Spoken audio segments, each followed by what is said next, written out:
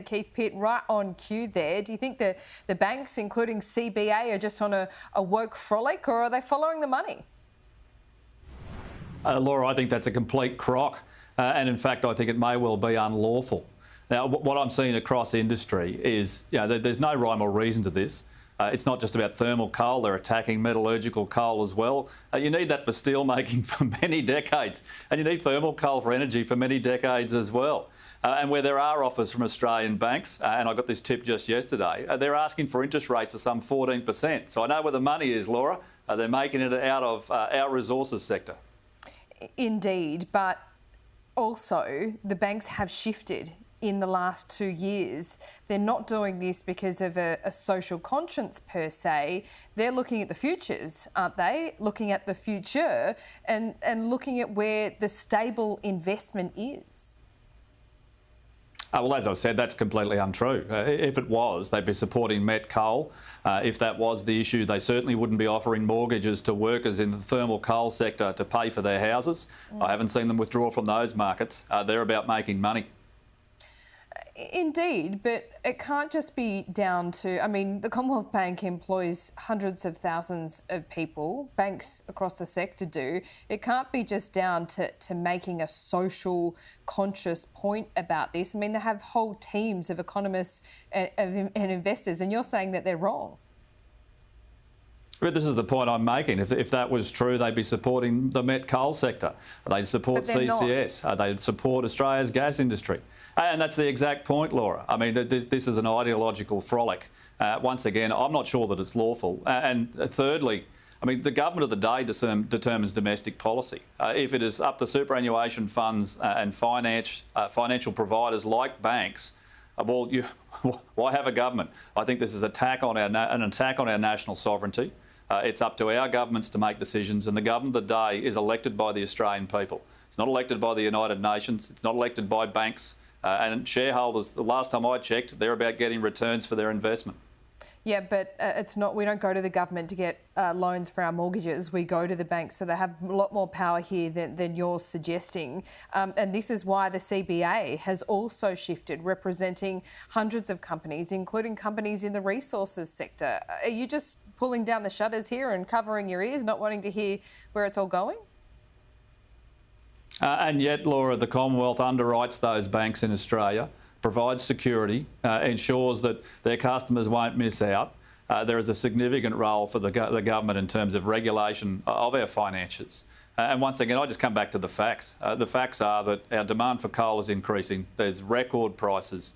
There is no way that the alternatives will be in place for a number of decades, and that is the advice from people who actually know what they're doing.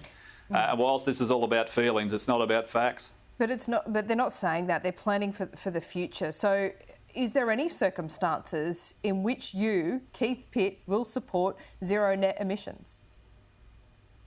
Oh, I'm not the Messiah. No, it's all about you're part of the in terms of what which dictates policy here, which some might argue is too much power. Well, once again, we're part of the government. We're not in the passenger seat. And the idea and the concept that the Nationals will make a decision on an issue that's been around for 10 years in 10 minutes is fraught with danger. Not only that, we know that this is a decision which will affect our country for many decades. No one should be surprised that myself and my colleagues will take our time to look at the details. That detail's yet to be provided to the Nationals party room, and it's a decision for my colleagues. I'm just one member. OK, so we have been having this debate for the whole time that you've been in Parliament, and about 2 decades, actually. So going into this meeting on Sunday, what are your red lines here? Is there any circumstances in which you can support net zero emissions by 2050? Laura, as I said, this is a decision for my colleagues. They're yet to see any detail. They'll want to consider that. You're a big part of that. So what will you do? Oh, I'm one member, Laura. And once again, my colleagues will have questions, as I do. They'll want to see the detail. They'll want to see modelling. They'll want to be assured that there is no loss of jobs and damage to regional economies. What are you still in the dark upon? What are you still in the dark upon? You say the modelling, you say the details. We have been having this debate for decades. So what do you need to see in order to make a decision on net zero? Oh, I thought that was pretty clear. We need the detail, we need the modelling, and we need to be able to make a determination about exactly the impact on our regions. The detail on what? Exactly. Well, on the proposal, Laura, my colleagues are yet to have that discussion. They're yet to see the proposal. The fact that it's 5 minutes to midnight is not an emergency for the Nationals Party room. We will be taking our time to consider the proposal, and there'll be questions. There's no doubt about that. Okay, so is there any circumstances which you can see yourself backing a net zero emissions plan? Oh, look, I'm not going to forecast what the Nationals Party room and my colleagues might do. That's incredibly disrespectful to all of them. They'll need to see what's in the proposal. They'll make their own determinations. They'll talk to the people that they talk to. They'll take advice. They'll get research. They'll ensure that what they're doing is right for our constituents and the people we represent. And most importantly, our nation, Laura. These are significant decisions.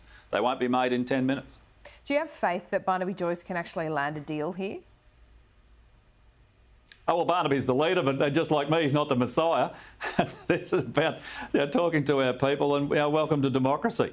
It's not an organisation which demands simply obedience. Everyone represents their constituencies, and they're different across the country. And do you accept, and have you been honest with your constituency, that there is a cost of not doing this and not going and joining with the international community on having that target? Well, what's been shown very clearly is that any cost to the Australian people is unacceptable to them. That they will not be paying, and certainly the people that I represent, they don't have any money with which to pay any changes that might drive up the price of electricity, that might take away their jobs and their opportunities to pay their bills. I don't think that's any surprise, Laura, and I'm sure everyone that's listening to your program, if you're happy to walk out and turn off your power supply simply because 70% comes from coal, well, you can do that now, and certainly you'll get the full experience. Okay, well, we'll speak to you after Sunday, see where you land. Thanks so much. It's great to be with you.